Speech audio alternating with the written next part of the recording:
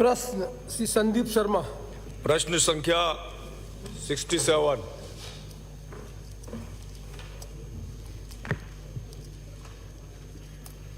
अध्यक्ष महोदय, प्रश्न का खंड 1।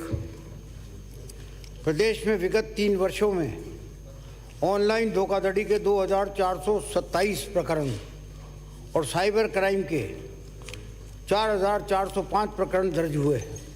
जिलेवार संख्यात्मक विवरण परिशिष्ट ऐप पर संलग्न है। खंड 2।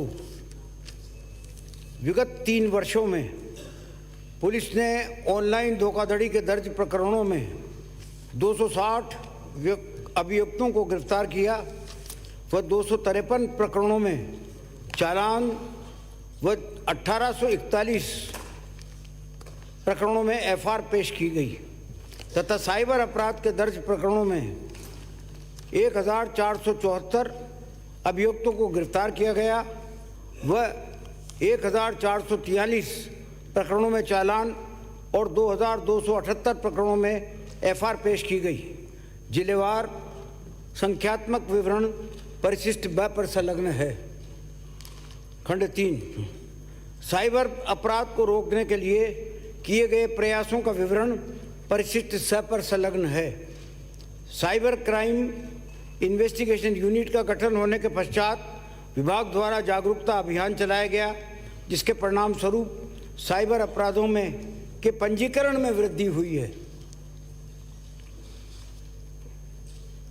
माननीय अध्यक्ष महोदय, मंत्री महोदय ने बिंदु संख्या 2 में परिशिष्ट बा पर अंकित कोटा शहर में 129 में से मात्र 8 अपराधी गिरफ्तार होना बताया है तथा 107 में एफआईआर लगी है। मैं मंत्री महोदय से जानना चाहता हूं कि ऑनलाइन ठगी के इन मुकदमों में क्या टेक्निकली ट्रेंड व्यक्तियों से जांच कराई जाती है अथवा सामान्य पुलिस अधिकारी इन जांचों को करते हैं, और प्रदेश में वर्तमान में कितने टेक्निकली क्वालिफाइड इन्वेस्टिगेशन ऑफिसर हैं, इनकी योग्यता के लिए क्या मापदंड है, तथा विदेशों में जो होने वाली ठगी है उसमें अभी तक कोई गिरफ्तारी हुई अथवा कोई कार्रवाई हुई, इसका भी मंत्री जी बताएं। तथा साइबर क्राइम, ये कोई लिमिट है भाई? माननीय अध्यक्ष जी, ये कितने क्वेश्चन पूछेंगे आप? माननीय अध्यक्ष जी, साइबर क्राइम तो कितने क्वेश्चन पूछेंगे? 1 2 3 4 4 तो हो चुके हैं। ऑनलाइन वाला है। एक जवाब आने दो आप बेटा, फिर आपको जवाब ही नहीं आएगा जो चाह रहे हैं उसका। जी जी।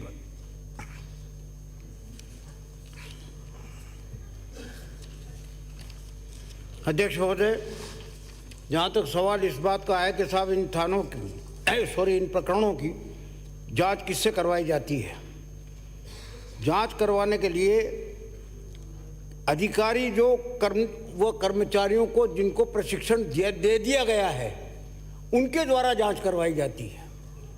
ये साधारण पुलिस से जांच नहीं करवाई जाती। जिनने बाकायदा ट्रेनिंग ली है साइबर थाने की और ऑनलाइन दोनों की, दोनों के प्रकरणों की, तो उनसे जांच करवाई जाती है। पहली बात तो ये। दूसरा, आपने कहा कि मापदंड क्या है? मापदंड तो सीधा यही है कि उनकी ट्रेनिंग होती है, अधिकारियों की ट्रेनिंग होती है और कर्मचारियों की ट्रेनिंग होती है, और उसके बाद में ही उनको पदस्थापित किया जाता है, और पदस्थापित करने के बाद में ही उनको जो है तफ्तीश दी जाती है।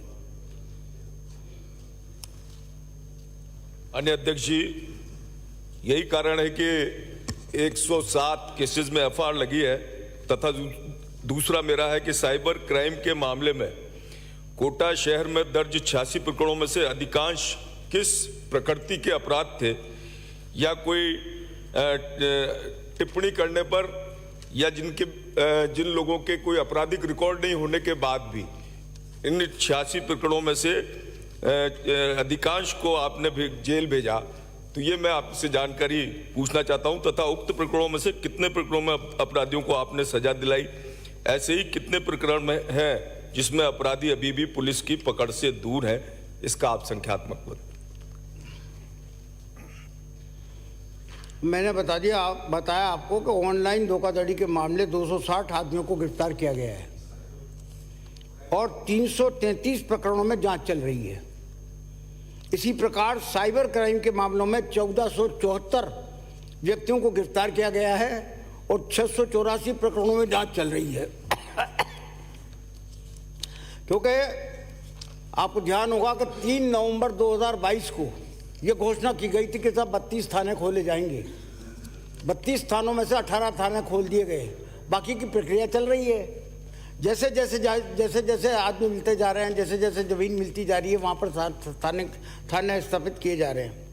थाने में जहाँ सवाल इस बात का है कि क्राइम में 135 अधिकारी ऑलरेडी लगाए गए हुए हैं और 135 कर्मचारी और अधिकारी लगाए गए हैं। इन्वेस्टिगेशन यूनिट के पश्चात तो वो लगे। अब सवाल ये रहता है कि आपने कहा कि सब एफआईआर देने के क्या कारण रहे, तो एफआईआर देने के मोटे मोटे 4-5 कारण होते हैं। सीधी बात यह है कि अदम पता माल मुलजिम आरोपियों के बैंक खाते में दिए गए गलत वो उपयोग में लाई गई मोबाइल सिमें दूसरे के नाम से जारी होना पाई जाता है तो वो गड़बड़ होती है। और अदम वकू झूठ, मतलब परिवादी ने जानबूझकर आरोपी के खिलाफ आरोपी को फंसाने के लिए झूठा प्रकरण दर्ज कराने के कारण इसके लिए भी एफआईआर दी जाती है। तथ्य की भूल, परिवादी ने आरोपी के विरुद्ध जिन तथ्यों के आधार पर आरोप लगाया है वे तथ्य परिवादी की गलत जानकारी के आधार पर प्राप्त होना पाया गया, उस पर भी एफआईआर लगा दी जाती है।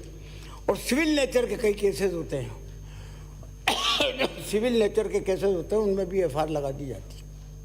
सवाल ये है कि आपने ये पूछा कि साहब कोटा जिले में, तो मैंने कोटा जिले के आंकड़े तो आपको दे दिए, लेकिन आपने ये नहीं पूछा कि कोटा जिले के विस्तार से जो है वो बताया जाए, तो मेरे पास वो इन्फॉर्मेशन नहीं है। कटारिया जी। अध्यक्ष महोदय, आप इन आंकड़ों को आपने देखा है, ये आपके ऑनलाइन ठगी का जो मामला है वो 2427 है और जिसमें आपने चालान पेश किया है वो 253 है। लगभग 1% ही केवल आप उसमें चालान पेश कर पाए और बाकी जो आपकी एफआईआर लगी है लगभग 1/3 से भी ज़्यादा 3/4 से भी ज़्यादा एफआईआर लगी है। और धोखाधड़ी में सबसे ज़्यादा पैसा इन्वॉल्व होता है, लाखों रुपया। क्या आप ये बता सकेंगे कि इस धोखाधड़ी के 3 साल के प्रकरण में कितनी राशि इन्वॉल्व थी और उसमें से वापस आपने कितनी रिकवर की?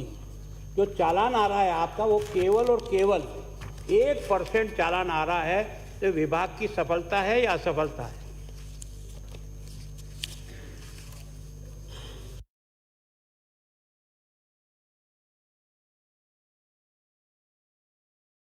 दिखता है। मोटी बात ये, चाहे 1% हो, चाहे 2% हो, चाहे 10% हो, ये आज से ही नहीं, शुरू से चला आ रहा है। 2014 से लेकर के 18 तक भी यही हालत थी और आज भी यही हालत है, उसमें कोई परिवर्तन ज़्यादा नहीं हुआ है। मोटे मैं आपको दूसरी बात, आपने कहा कि साहब कितना पैसा आपने वसूल कर लिया, तो ये तो सवाल था नहीं। अगर ये सवाल होता तो मैं इसका भी जवाब दे देता। सवाल से रिलेटेड बात आप पूछेंगे तो ज़रूर जवाब मिलेगा। अगला प्रश्न श्री भरत सिंह। मैं अध्यक्ष महोदय, मैं इसलिए निवेदन कर रहा हूं कि 2427 कुल हुए और 3 साल हो गए। ये आंकड़े कितने साल के हैं? 3 साल के हैं।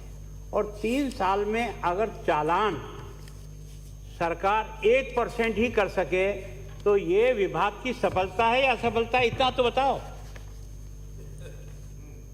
आग लगातार काम कर रहा है, थाने खुलते जा रहे हैं, पकड़े भी जा रहे हैं, जो पकड़े जा रहे हैं, और जिनमें केसेस में नहीं था उसमें एफआईआर भी लगाई जाती है, पाया जाने पर चालान भी पेश होता है। आप मुझे एक प्रकरण आप ऐसा बता दो जिसमें चालान पुटअप होना चाहिए था और चालान पुटअप नहीं किया हो पुलिस ने, या गलत तफ्तीश कर दी गई। चालान पेश करने वाला अथॉरिटी मैं नहीं हूं, मेरे पास कागज नहीं है जो मैं आपको बता तो वही बात मैं तो आपसे पूछता हूं।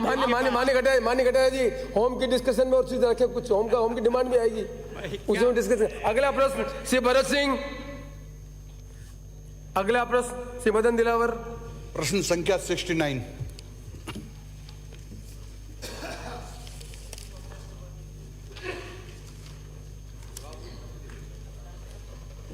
धारीवाल साहब, मदन दिलावर कुछ। धारीवाल साहब नहीं कर रहा था, ये तो सरकार की कंडीशन है था। आपकी कंडीशन तो ठीक है।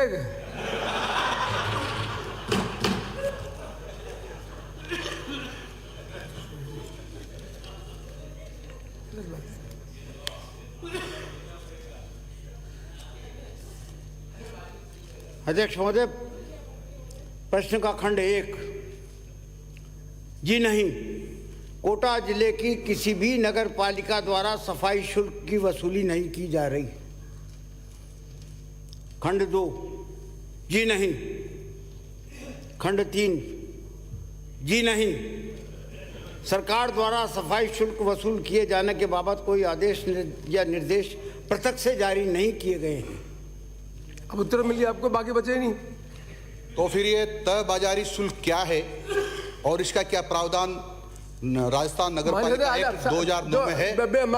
Be relevant to the questions. शुल्क से संबंधित है ना, उसको जी नहीं इसमें आपके पास एक है, वसूल कर रहे हैं। ये तय बाजारी का अर्थ ये होता है। आपने प्रश्न पूछा क्या? मैंने प्रश्न पूछा ना, ये क्या पूछा, पढ़ो आप। यही है जब जी नहीं का जवाब दे चुके हैं, फिर उसमें ये क्या कह रहे ये कर रहे नहीं हैं है, तो फिर तय बाजारी क्या है? उसी के नाम पर वसूला जा रहा है। तय बाजारी शुल्क क्या है और क्या इसका प्रावधान राजस्थान नगर पालिका एक्ट 2009 में है? अरे है तो फिर पढ़ के बताएं। 2009 में जो प्रावधान है, वो प्रावधान है, मैं आपको पढ़ के बता देता हूं। राजस्थान नगर पालिका अधिनियम 2009 की धारा 337 की उपधारा 4, धारा 339 और 340 के प्रदत्त शक्तियों का प्रयोग करते हुए नगर निगम परिषद पालिका क्षेत्रों में ठोस अपविष्ट प्रबंधन कार्य को रेगुलेट करने के प्रयोजनार्थ जनहित के लिए सरकार के द्वारा नगर पालिका क्षेत्रों में अपविष्ट प्रबंधन द्वारा उपविधियां बाइलाज बनाई गई। बाइलाज सरकार भी बनाती है और बाइलाज नगर पालिका भी बनाती है, नगर परिषद भी बनाती है, नगर निगम भी बनाती है अपने अपने। और ये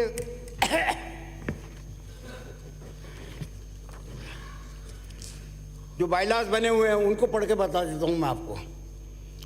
समस्त निवासियों के लिए यह अनिवार्य होगा कि वह अपने स्थान से उपसर्जित नगरीय ठोस अपविष्ट के उद्गम स्थल पर ही पृथक पृथक सूखा व गीला कचरा उपयुक्त ढक्कन नुकाव कचरा पात्र में भंडारित करना होगा। दिन में एक बार ही निर्धारित समय पर उसको डोर टू डोर संग्रहण की उपलब्ध कराई गई सेवा को मासिक शुल्क देकर के निस्तारण करना, मासिक शुल्क देकर के निस्तारित करना सुनिश्चित करना होगा, ताकि आम सड़कों, मार्गों और निगम द्वारा स्वच्छ करने के पश्चात किसी प्रकार की गंदगी व कूड़ा करकट नहीं फैले। इसको कैरिंग चार्ज कहते हैं। कैरिंग चार्ज उसको कहते हैं कि आपने कचरा डाल दिया, डालने के बाद में नगर निगम ने उस कचरे को उठा करके और लैंडफिल पे डाल दिया, ठीक है साहब, तो वो जो कैरिंग चार्जेस जो होगा वो वसूल किया जाता है। जहाँ तक सफाई शुल्क का मामला है, प्रोविज़न जरूर है, लेकिन राजस्थान की किसी भी नगर पालिका में, किसी भी नगर परिषद में, किसी भी नगर निगम में इस प्रकार का शुल्क नहीं लगाया जा रहा। लेकिन वहाँ के को इस नियम के तहत में वहाँ के चीफ एग्जीक्यूटिव ऑफिसर को ऑथराइज जरूर कर रखा है कि वो चाहे तो लगा सकता है, लेकिन लगाया नहीं गया। तो फिर राम मंडी अध्यक्ष महोदय, शब्दों के जाल में उलझ गए आप और हम सब लोग।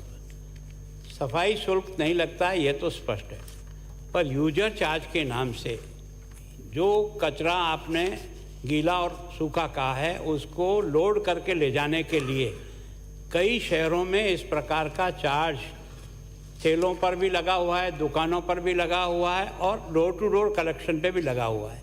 इनका पूछने का मतलब ही, मैं जहाँ तक समझा हूँ, इनका वही है जो प्रत्येक घर से सफाई कर्मचारी यूजर चार्ज का जो पैसा कलेक्ट करता है उसके बारे में है।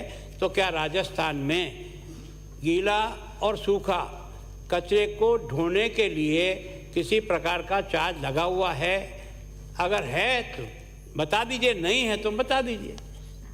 मैं आपको निवेदन कर चुका। प्रश्न के खंड 1 में ही मैंने इसका जवाब दे दिया कि कोटा जिले की नहीं, ये तो कोटा जिले की थी, सॉरी बात। दूसरी बात आपने बताया कि साहब सफाई शुल्क यूजर चार्ज लिया जा रहा है। यूजर चार्ज सफाई शुल्क को ही कहते हैं। सफाई यूजर चार्ज कोई अलग नहीं होता है। सफाई शुल्क को अंग्रेजी में यूजर चार्ज बोलते हैं। एक बात।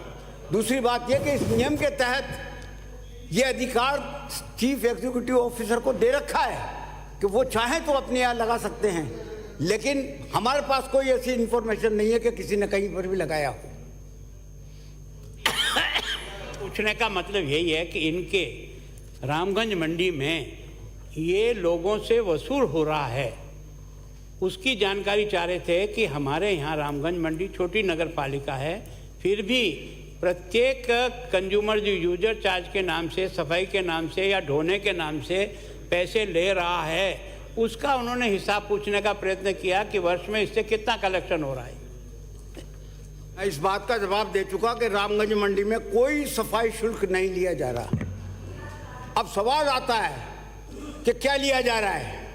सवाल यह है कि किसी ने कचरा डाल दिया तो उस पर जुर्माना किया जाता है, शास्ति की जाती है। तो शास्ति चीज अलग है, सफाई शुल्क अलग है और कैरिंग चार्जेस अलग है। जहां तक आपने पूछा है जुर्माने का प्रावधान है इसमें, तो वो जुर्माना लिया जा रहा है। इस जुर्माने को ये गलत समझ रहे हैं कि क्या चीज है क्या नहीं। ये बकायदा जुर्माना है, शास्त्रीय है। चंद्रपाल जी, आप तो रामगंज मंडी जा गए हो। शास्त्री है साहब, शास्त्री लिखा हुआ है बाकायदा। इनको जो नोटिस दिया गया है उसमें शास्त्री लिखा हुआ है। बता रहे हैं नहीं। ये तो चलो मानी सर, अगला प्रश्न श्री रामलाल मीणा। मान सकता हो गया प्लीज, क्वेश्चन की लिमिट है, कोई घंटे पर थोड़ी डिस्कस होगा इसमें। खंड 1। जी हाँ, वर्ष 1992 में सोरसन ब्राह्मणी अभ्यारण्य विकास समिति जिला बारा का गठन किया गया था, जो राजस्थान संस्था रजिस्ट्रीकरण अधिनियम 1958 के तहत 13/3 से पंजीकृत है। उक्त संस्था के वर्तमान कार्यकलाप क्षेत्र में उपस्थित वन्य जीवों के संरक्षण एवं संवर्धन हेतु प्राकृतिक भोजन व पानी की सुविधा सुलभ कराना है। इस हेतु संस्था द्वारा क्षेत्र में जल संरक्षण गतिविधियां, पिच पीरियड में बाढ़ से पानी व भोजन उपलब्ध कराना आदि कार्यकलाप किए जाते हैं। खंड 2। वर्ष 1990 में सोरसन क्षेत्र में गोडाउन की संख्या वन्य जीव गणना अनुसार 24 थी, जो वर्ष 93 में 11 तथा 98 में 1 रह गई। गोडाउन की संख्या, प्रजनन तथा विचरण में कमी चंबल फर्टिलाइजर्स कंपनी लिमिटेड की स्थापना के कारण हुई है। इसका कोई वैज्ञानिक अध्ययन उपलब्ध नहीं है। माननीय अध्यक्ष जी, मैं आज आपके माध्यम से जानकारी चाहूँगा। गोडाउन हमारा दुर्लभ राज्य पक्षी है। क्या ये सही है कि आम जन की जानकारी के मुताबिक 1990 के पहले ये 300 इनकी संख्या थी। जो ये चंबल फर्टिलाइजर गठित हुआ और कुछ लाख रुपए इन्होंने देकर के सोरसन गोडाउन समिति बनाई, उन्होंने कोई कार्यकलाप नहीं किया। इनकी संख्या धीरे धीरे खत्म हो गई है। आज भी क्या इस उर्वरक कारखाने की बंद होने पे, इनकी तेज लाइटों के बंद होने पे और चिमनी से निकले धुएं बंद होने के बाद गोडाउन आगे बढ़ सकता है? नंबर 3, क्या इस सोरसन अभियान समिति के कार्यकलाप शून्य होने से और वहाँ जो गलत गतिविधियाँ चल रही है, जिसके लिए माननीय सांगोद के विधायक भी संघर्षरत है, उनके खत्म होने के बाद में गोडाउन पक्षी को दोबारा से पुनर्स्थापित किया जा सकेगा?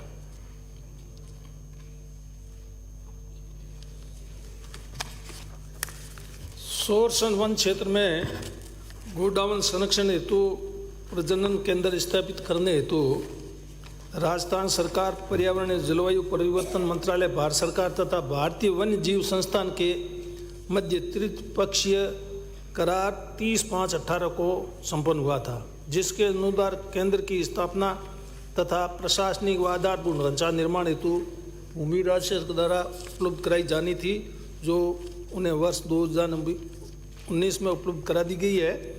और त्रिपक्षीय करार के अनुसार सोरसन व रामदेवरा में 2 जगह एक कृत्रिम प्रजनन केंद्र की स्थापना एवं निर्माण कार्य भारतीय वन्य जीव संस्थान को कराया जाना था। और राष्ट्रीय उद्यान जैसलमेर में रामदेवरा में कृत्रिम प्रजनन केंद्र स्थापित किया जा चुका है, जिसमें गोडाउन के चूजों का पालन पोषण किया जा रहा है।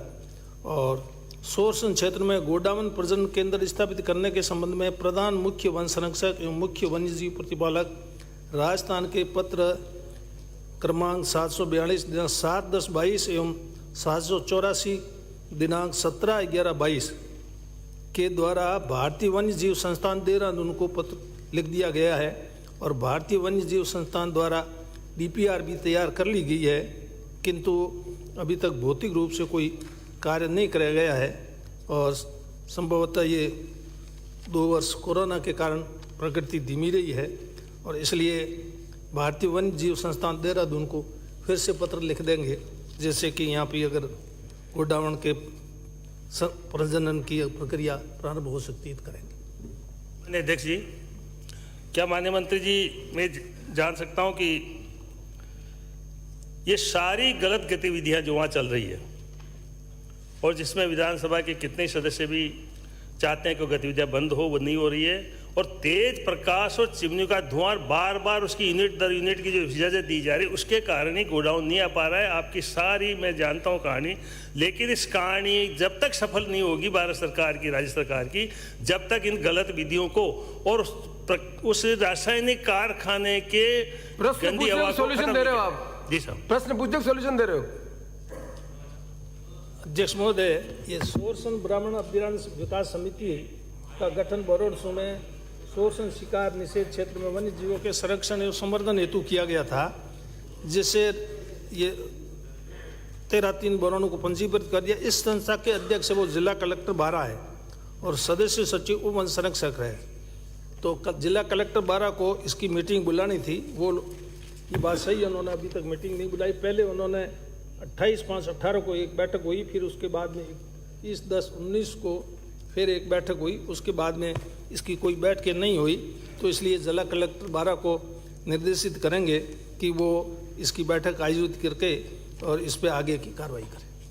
देखिए, मैं ये चाहता हूँ कि गलत गतिविधियाँ कलेक्टर चूँकि उद्योग से मिला हुआ है कि नहीं मिला हुआ, ये सारी जानकारी आप कब तक कर लोगे, अवगत करा दो। कलेक्टर मिला हुआ नहीं वाले ये नहीं, लेकिन ये बात सही है कि इतने लंबे अंतराल के बाद में भी कलेक्टर ने उसकी मीटिंग नहीं बुलाई है, कि उस मीटिंग में MLA, MP, वहाँ का स्थानीय सरपंच और दूसरे भी बहुत सारे सदस्य हैं। अगर कलेक्टर मीटिंग बुला करके आगे की कार्रवाई करेंगे तो निश्चित रूप से इसमें प्रगति होगी। अगला प्रश्न बिहारी लाल।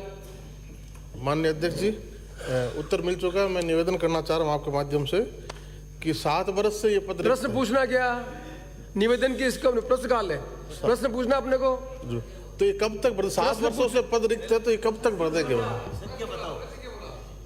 प्रश्न पूछना मान्यवर 104 उत्तर ही देंगे, वो तो उत्तर के लिए मंत्री खड़ा होता है। उत्तर तो आगे मैं आपका समय बताना चाह रहा था आपको। मंत्री जी। माननीय अध्यक्ष महोदय, नोखा उप पंजीयक का पद दिनांक 1/10/2015 से रिक्त है। वर्तमान में तहसीलदार नौका को उप पंजीयक नौका का चार्ज दिया जाकर कार्य संपादित करवाया जा रहा है। उप पंजीयक पद हेतु पात्र तहसीलदार उपलब्ध होने पर यथासंभव रिक्त पद पर पदस्थापन की कार्रवाई की जा सकेगी। वो समय पूछे कब तक कर देंगे, पूछ रहे होंगे तो। माननीय अध्यक्ष महोदय, ये इसकी चयन प्रक्रिया हमने हर साल होती है, अभी 2022 में की है। जो कुल 113 पद राजस्थान में उप पंजीयक के हैं, हमारे पास कार्मिक 130 इसमें पात्र आए, जिसमें उनकी धारा 16 CC 17 CC एवं ऐसे मापदंड बने जिसमें हमारे पास कुल 83 तहसीलदार ही उपलब्ध हो पाए उस पात्रता में। उसमें 13 हमने अपॉइंट कर दिए, 13 RS बन गए, तो फिर 70 ही रह गए, फिर उसमें कुछ रिटायर्ड हो गए। अब नई भर्ती हमारे इंटरव्यू बाकी रहे हैं, तो जैसे जैसे अब नायब तहसीलदार की ज्वाइनिंग करवाई हमने 128, 124, 111 के इंटरव्यू और बाकी है। वो जल्दी तुरंत ही इस साल की जो वापस पात्रता बनेगी उसमें इनके पद को भर दिया जाएगा। बाकी काम बाधित नहीं है इनका। 13 में 8वें महीने 13 में इनका पद स्वीकृत हुआ और उस समय अपॉइंट हुआ था तहसीलदार, वो तब से ही रिटायर्ड होना हो गया 15 में, तब से ये पद खाली चल रहा है। फिर भी इनका काम बाधित नहीं कर रखा है, इनके तहसीलदार को वहीं का वहीं चार्ज दे रखा है। माननीय अध्यक्ष जी, 147 रेवेन्यू विलेज है, 57 पटवार मंडल है, प्रति महीने 900 पंजीबद्ध प्रकरण करने के लिए आते हैं। नियमानुसार 30 और 40 मिनट में हो जाने चाहिए। 7-7 दिन और 10-10 दिन लगते हैं किसानों के केसीसी म्यूटेशन रैन के प्रकरण दर्ज नहीं होते, और 7 वर्षों से उपयुक्त तहसीलदार नहीं मिला है। तो इस विषय की गंभीरता को समझते हुए आप जल्दी से वहाँ इस उपयुक्त तहसीलदार लगाएं। अब तहसीलदार कार्यपाल मजिस्ट्रेट भी है, वो नगरपालिका का ईओ भी है और वो सब रजिस्ट्रार भी है, तो अपने तीनों कामों के प्रति न्याय नहीं कर पाता। इसलिए आपसे निवेदन है कि जल्दी से उपयुक्त व्यक्ति वहाँ लगाए। माननीय अध्यक्ष जी, जल्दी भर देंगे। वैसे इसकी पात्रता में 58 साल एज ही है। पहले तहसीलदारों की लंबे टाइम से भर्ती नहीं हुई, इसलिए गैप आ गया। अभी बजट में मुख्यमंत्री जी ने जो घोषणाएं की है, बजट के इंटरव्यू हुए, भर्तियां हुई काफी संख्या में, तो बहुत जल्दी इनका पद को हम भर देंगे। बाकी काम बाधित नहीं है।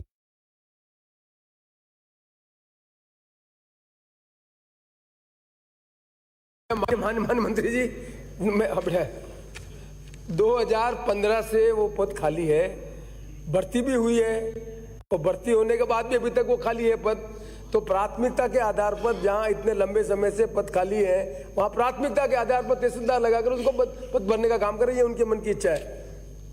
बिल्कुल जो आपका हुक्म बातें सर, लेकिन कुछ पात्रताएं हैं। मैं सदन में अगर कोई झूठा आश्वासन दे दूंगा तो रिकॉर्ड में चीज आएगी। इसमें तहसीलदार की उम्र 58 साल चाहिए, इन्होंने भर्ती नहीं किया। 58 साल का तहसीलदार आएगा तो ही तो कर पाएंगे। इसमें उनके पद पर अनुभव, तहसीलदार का 2 साल का अनुभव होना चाहिए। तो आप माननीय मंत्री जी, नियम तो अपन बनाते हैं। आपका सर माननीय मंत्री जी, बेटा हम कर देंगे। नियम अपन बनाते हैं, जब अपने को मालूम है कि भाई नियम में इस तरह तकलीफ आ रही है तो नए नियम बना के रिलैक्सेशन देके उसका रास्ता निकालें। नियम के कारण नियम बनाते हैं अपनी व्यवस्था को सुदृढ़ करने के लिए। मान लो नियम के कारण, जैसे आपने बताया कि लंबे समय से भर्ती नहीं हुई है, 58 की एज है, ये प्रैक्टिकल प्रॉब्लम है। जब ये प्रैक्टिकल प्रॉब्लम है तो इसका सॉल्यूशन भी निकालने के लिए नियमों में भी परिवर्तन करना है, तो सरकार को इस बारे में देखना चाहिए। जरूर साहब। राठौर साहब, आप ताली बजा रहे हो। 16 सीसी 17 सीसी एंटी करप्शन को भी अलाउ कर देंगे क्या? आप ताली बजा रहे हो। हमने नहीं किया इसलिए इधर बैठे। आपने भर्ती तो एक किया नहीं। हमने नहीं किया इसलिए इधर बैठे। आप करके जाओ ना। भर्ती सरकार ने किया, आप लांछन उसी पे लगा रहे हो। पद भी हमने स्वीकृत किया 13 के अंदर। मंत्री जी, आप मंत्री अच्छा काम कर रहे हो, आप बैठो आराम से। आप अच्छा काम कर रहे हो, उसके लिए धन्यवाद सर। बिल्कुल काम को और अच्छा करने के लिए नियम में कोई सिलेक्शन करे तो काम करके कर्म करे। अगला प्रश्न आपका काम बाकी रहेगा भाई, अभी सब तो एंजॉय करो। बहुत ज्यादा उत्सुकता से काम नहीं होता है। इस असेंबली में जो ज्यादा उत्सुक थे वो दोबारा आए नहीं है। अगला प्रश्न श्री कालीचंद सराफ। क्वेश्चन नंबर चंद्रभान जी, आप पानी को पो कहते थे ना मम्मी को, जब राजेंद्र राठौड़ जी हाउस में थे, जो आप घर में रखा करो। राठौड़ साहब बोल रहे थे आपको बैठना चाहिए। प्रश्न संख्या 72।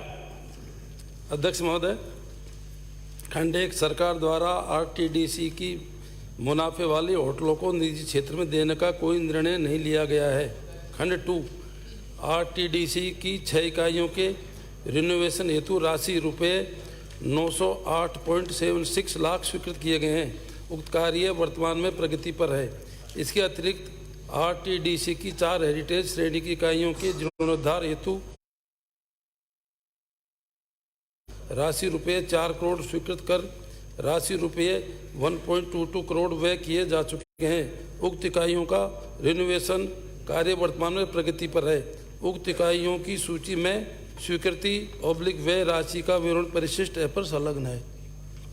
माननीय अध्यक्ष महोदय, मैं ये पूछना चाहता हूँ कि क्या ये सही है कि सरकार ने बजट घोषणा संख्या 212 वर्ष 2021-22 के क्रम में 7 मिडवे के उन्नयन व संचालन के लिए 10 करोड़ की बजट की घोषणा की थी? यदि हाँ, तो 7 मिडवे कौन कौन से हैं और स्वीकृत बजट राशि का दूसरे स्थान पर खर्च करने के क्या कारण हैं? और दूसरा मेरा क्वेश्चन है कि ये जो 6 इकाइयाँ हैं, इसके लिए 9 करोड़ रुपए जो आपने स्वीकृत किए, 10 करोड़ में जो 7 मिडवे करने थे वो तो आपने बदल दिया और ये स्वीकृत कर दिया। इसके क्या कारण है? और ये जो सर्विसेज आउटसोर्स पर इनका रिनोवेशन करा करके आप ये देंगे, तो ये क्यों देना चाहते हैं? और ये जब आउटसोर्सेज के जरिए देंगे तो ये निजी कंपनियों को देंगे, किसको देंगे? अध्यक्ष महोदय, जो बजट में घोषणा की गई थी उसमें से ये सही है कि 7 इकाइयों की जगह 6 इकाइयों का रिनोवेशन किया जा रहा है। इसमें hotel Gangaur Jaipur, hotel Khadim Ajmer, hotel Kajri Udaipur, hotel Shikhar Mount Abu, hotel forest lodge Bharatpur और होटल टाइगर डेन सरिस्का।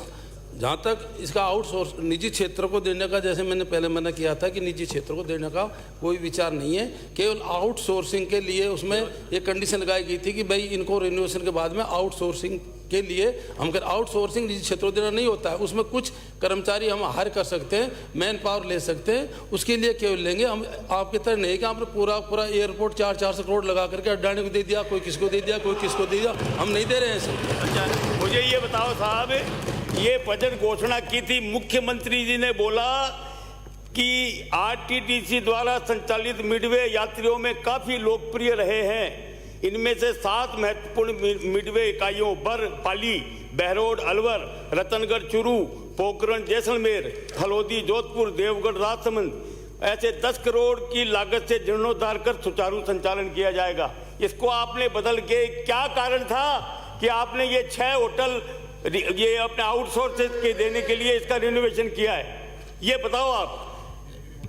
ऐसा चेंज करने के पीछे आपको पता होगा, जैसे आपने बहरोड का नाम लिया है, बहरोड में जब से फ्लाईओवर बन गया तो वो जो मिडवे है इस कारण से बंद था, तो उसमें पैसा लगाना बेकार है। ऐसे हमारी 26 यूनिटें जो बंद है और 9 यूनिटें जो घाटे में चल रही है, उनके ऊपर हमारे जो संचालन मंडल ने 190वीं जो मीटिंग थी उसमें फैसला किया था कि इन पर विचार किया जाएगा कि इनको हम प्राइवेट निजी क्षेत्र में देंगे या नहीं देंगे, उसको फैसला नहीं किया है। और जिनमें हमने पैसा लगाया उनको एक को भी प्राइवेट सेक्टर को नहीं दे रहे, एक को भी निजी क्षेत्र को नहीं दे रहे।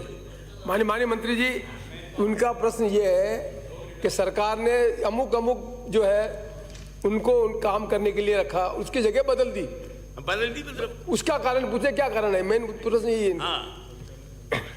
उसमें सब संचालक मंडल की जो मीटिंग हुई थी तो उस पर ये विचार विमर्श किया गया था, अगर यदि इसमें अपन पैसा लगाएंगे तो उनको हमें वो प्रॉफिट में शायद यूनिटें नहीं आएंगी, इस वजह से उस पैसे को चेंज करके अदर यूनिट्स जिसको हम अच्छी तरह संचालित कर सकते हैं उनको पैसा लगाया गया। तो ये बजट घोषणा क्यों की थी फिर? मुख्यमंत्री जी बजट घोषणा कर रहे हैं सदन में, तो इसका मतलब आप सदन को गुमराह करना चाहते हो? क्या बात थी?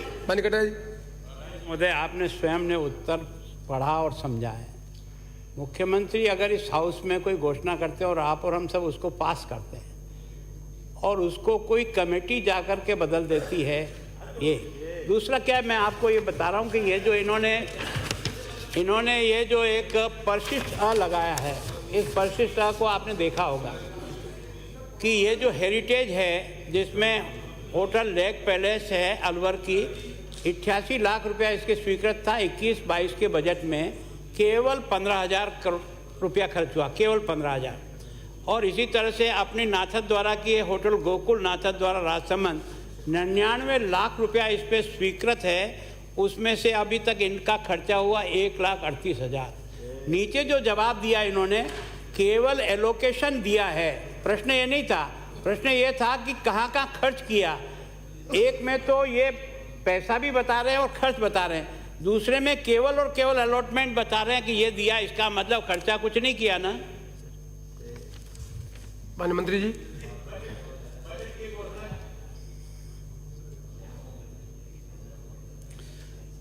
अध्यक्ष महोदय, ये जैसे मैंने बताया कि जिन इकाइयों की बजट में घोषणा की गई थी, संचालक मंडल ने उस पर पूरा गहन अध्ययन किया और उस पर यह हो गया कि उन इकाइयों में पैसा लगाने से कोई फायदा नहीं था, इसलिए वो जगह बदली गई। माने उत्तर तो सुन ले, उत्तर सुन ले।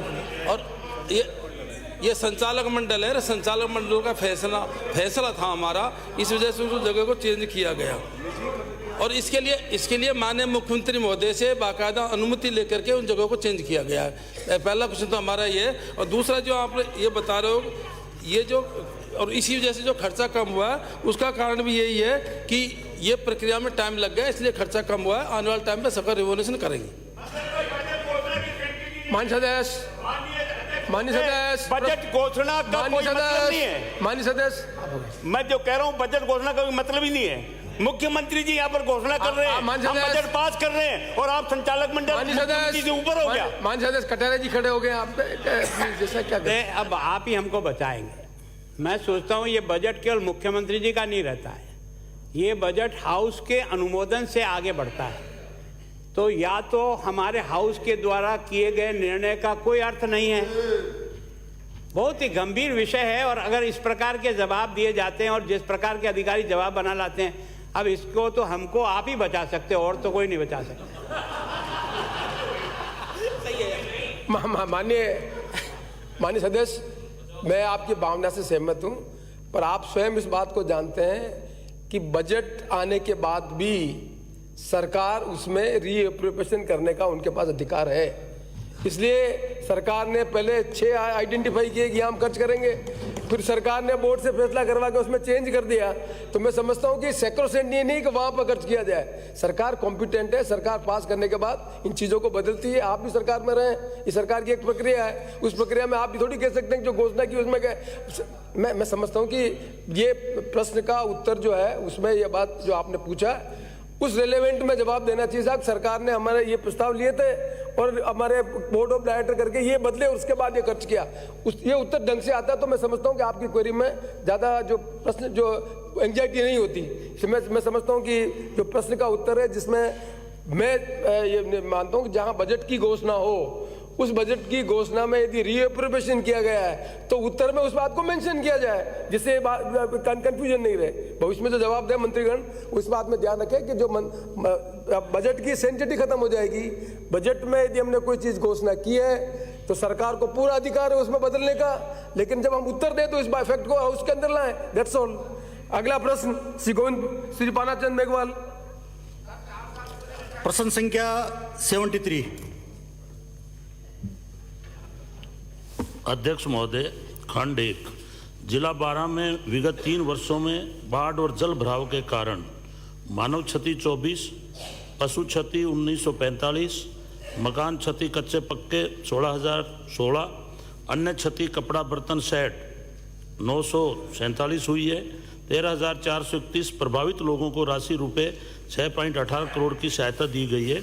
विवरण परिशिष्ट ऐप पर संलग्न है। खंड 2, उक्त अवधि में बाढ़ से 1,408 परिसंपत्तियों का नुकसान हुआ है। विवरण परिशिष्ट व्यय पर संलग्न है। विगत 3 वर्षों में बाढ़ से क्षतिग्रस्त सड़कों की मरम्मत करा दी गई है। जिला बारां से वर्ष 2021-22 में 162 पुलिया कार्य हेतु 3,195.65 लाख रुपए, 22-23 में 27 पुलिया कार्य हेतु 1,423 लाख रुपए के प्रस्ताव प्राप्त हुए। एसडीआरएफ नॉर्म्स के अनुसार बाढ़ से क्षतिग्रस्त पुलियों की तत्कालीन मरम्मत पुनर्स्थापना हेतु 60,000 रुपये प्रति किलोमीटर दिए जाने का प्रावधान है। उक्त प्रस्ताव में एसडीआरएफ नॉर्म से अधिक राशि मांग किए जाने के कारण प्रस्ताव स्वीकृत नहीं किए गए हैं। बाढ़ से क्षतिग्रस्त सार्वजनिक संपत्तियों की तत्कालीन मरम्मत हेतु 20 में राशि रुपये 287.2 लाख, वर्ष 21 में राशि 1125.56 लाख एवं 22 में राशि 1631.25 लाख रुपए, कुल राशि 3,043.83 लाख की स्वीकृतियां जारी की गई है। खंड 3, बाढ़ से प्रभावित लोगों को सहायता देने एवं क्षतिग्रस्त सरकारी संपत्तियों की तत्कालीन मरम्मत का कार्य एसडीआरएफ नॉर्म्स के अनुसार किए जाने का प्रावधान है। माननीय अध्यक्ष महोदय, मंत्री महोदय ने खुद ने स्वीकार किया है कि 12 जिले में बाढ़ आती है और परिसंपत्तियों का नुकसान होता है, पशुधन की हानि होती है, मनुष्य की जान जाती है।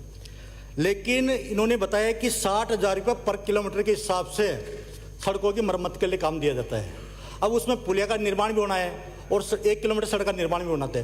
पूरी की पूरी पुलिया सड़क पूरी जब बह जाती है तो क्या 60,000 रुपये में वो पुलिया का रोड का निर्माण होना संभव है क्या? तो मैं साथ ही जो मकान गिरता है बेचारे गरीब आदमी का, उसको आप 4,000 रुपये देते हो सहायता के रूप में, तो क्या जहाँ 4,000 रुपये का एक टीन नहीं आता है तो 4,000 रुपये में क्या वो उस गरीब व्यक्ति को आप मकान बनाने में सहायता करने का ये रखते हो? तो मेरा माननीय मंत्री महोदय से निवेदन है कि जो आपके नियम है, ये नियम कब के हैं? इन नियमों में संशोधन करने का अधिकार आपको है क्या, ताकि उस गरीब व्यक्ति का जो झोंपड़ा गिरता है उसको हम बनाने में उसको कितनी सहायता दे सकते हैं? और जो परिसंपत्तियां 1 किलोमीटर की जो सड़क बनती है जिसको पीडब्ल्यूडी 60 लाख रुपए बनाती है, आप क्या उसको 60,000 रुपये में बनाकर जनता को राहत देने का प्रयास करने का प्रयास करेंगे? अध्यक्ष महोदय, अभी 10-10 बाई को कुछ नॉर्म्स चेंज हुए हैं। पहले कच्चे मकान का हमारा था 95,000, अब 1,20,000 हो गए। झोंपड़े का था पहले 4,000, अब 8,000 हो गए। हम एसडीआरएफ जो केंद्र सरकार के द्वारा जो नियम बनाए हुए हैं, हम उसी नॉर्म्स के आधार पर जो सड़क की मरम्मत है उसमें हम 60,000 ही दे सकते हैं। और पुलिया में इसीलिए हमने जो है उसको स्वीकार नहीं किया कि 60,000 से ज़्यादा हमारे नॉर्म्स में हम दे नहीं सकते। माननीय अध्यक्ष महोदय, इन्होंने बताया कि 2020 में 482 किलोमीटर की सड़कें ऑटो में बही 12 जिले में, 2021 में 1208 किलोमीटर की सड़कें बही और 2022 में 3218 किलोमीटर की सड़कें बही। अब इतनी सड़कें बहने के बाद, इतनी पुलिया बहने के बाद आपने जो उसमें 1 रुपया अभी तक पुलिया को नहीं दिया, वो पुलिया ऐसी कैसी खड़ी है, वहाँ पर लोगों का आना जाना मुश्किल है, बच्चे पैदल नहीं जा सकते, मोटरसाइकिल नहीं जा सकती, 4 व्हीलर नहीं जा सकती, वहाँ के लोगों को उस पुलिया के अभाव में पैदल चलना पड़ता है 5-5 किलोमीटर। तो क्या आप आगे इस प्रकार का कोई प्रावधान करना चाहते हैं ताकि उन पुलियाओं की मरम्मत होकर लोगों को मदद मिल सके? साथ ही माननीय अध्यक्ष महोदय, इन्होंने प्रश्न संख्या 1 में जवाब दिया, एसडीआरएफ नॉर्म के अनुसार पशुपालक लघु व सीमांत कृषक नहीं होने के कारण भुगतान नहीं किया जा सकता। मेरे गांव में 2 व्यक्तियों की 45 बकरियां बिजली के गिरने से खत्म हो चुकी, उनके पास एक बिस्वा जमीन नहीं थी। इनके नियम है कि वह लघु सीमांत व कृषक सीमांत व लघु सीमांत कृषक होना चाहिए। जिस व्यक्ति के पास 1 बीघा जमीन नहीं है, उसको 45 बकरियां बिजली के गिरने से मर चुकी है, उसको आपने 3 साल में 1 रुपया नहीं देने का प्रावधान किया गया। तो ये कौन से नियम है साहब? तो आप उसको क्या सहायता देने का नियम रखते हो? मेरे गांव में पक्का मकान था, चंद्रकांता जी एमएलए साहब वहां बैठने गए थे, मकान में रिश्तेदार आए हुए थे, मकान गिरा पक्का, उसके नीचे 3 व्यक्तियों की दबने से मौत हो गई रिश्तेदारों की। उन जो मरे व्यक्तियों को तो पैसे मिल गए, लेकिन जिस व्यक्ति का मकान गिरा 4 साल में उसको अभी तक 1 रुपया नहीं मिला। तो क्या इस प्रकार के नियमों में आप संशोधन करके और लोगों को राहत देने का नियम प्रयास करेंगे?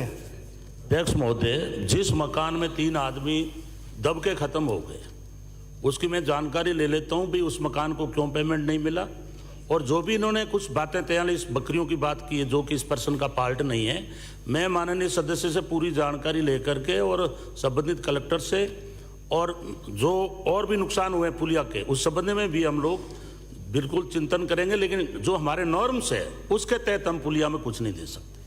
मंत्री महोदय, आपने जवाब में दिया, आपने आपके प्रश्न में जवाब दिया, एसडीआरएफ नॉर्म्स के अनुसार पशुपालक लघु सीमांत कृषक नहीं होने के कारण भुगतान नहीं किया गया।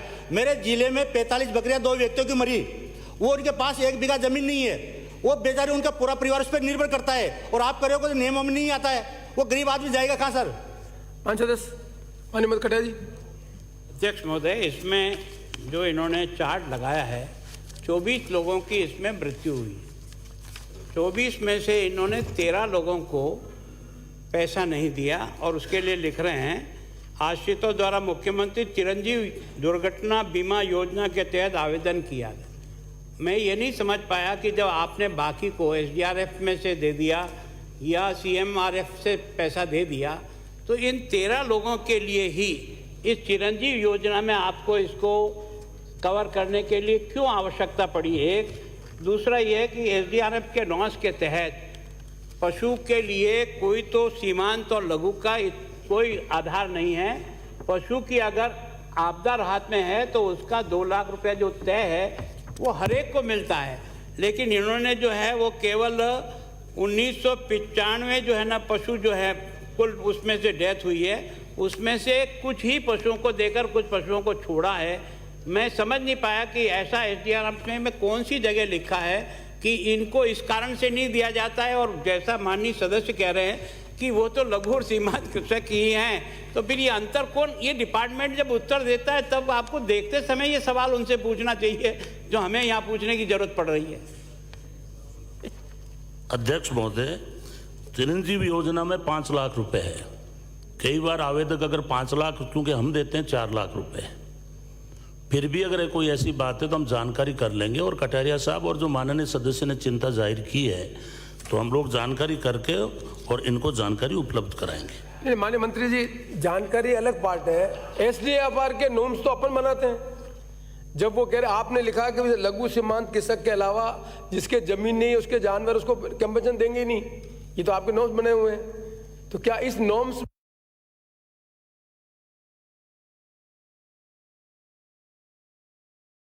तो जाती तो फिर किस में कवर होंगे? तो एसडीआर पे नॉर्म्स बनाने की जिम्मेदारी सरकार की है, तो एसडीआर पे सरकार नॉर्म्स बदलने में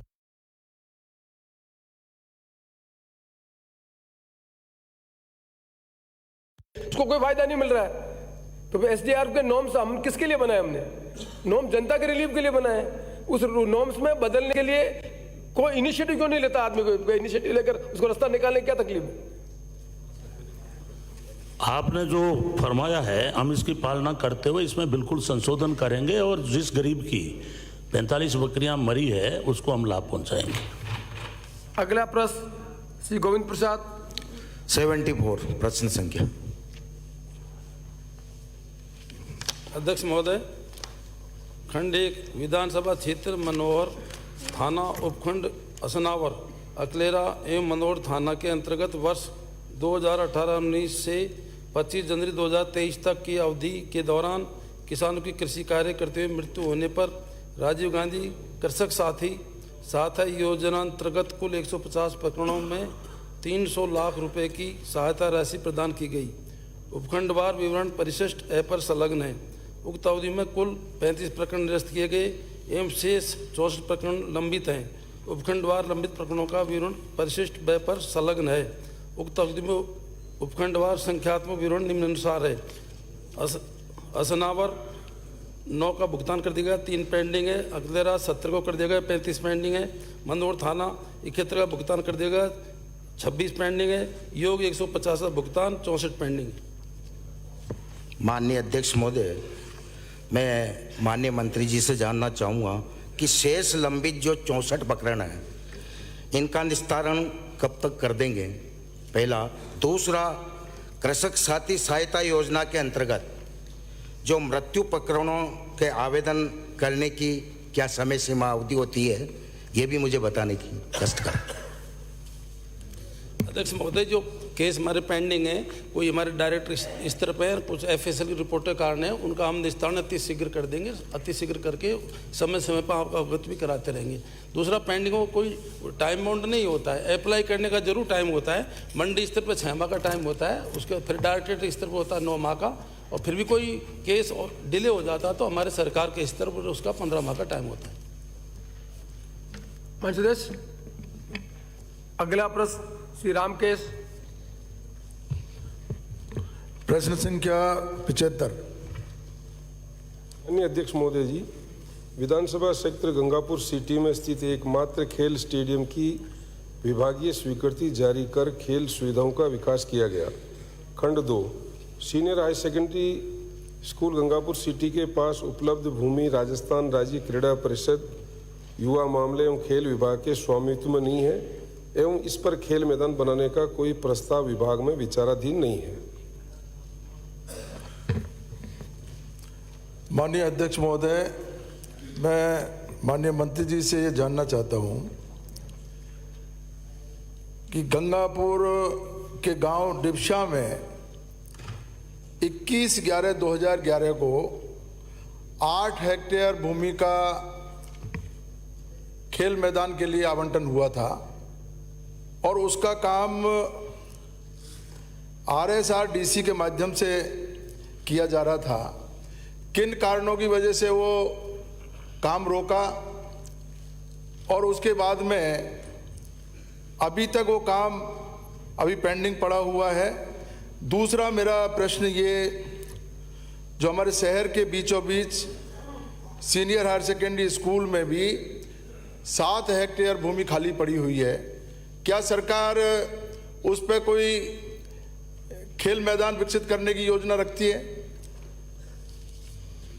माननीय अध्यक्ष महोदय, विधानसभा क्षेत्र गंगापुर सिटी में एकमात्र खेल स्टेडियम 2015-16 के बजट घोषणा में 1 करोड़ 60 लाख रुपए स्वीकृत हुए थे।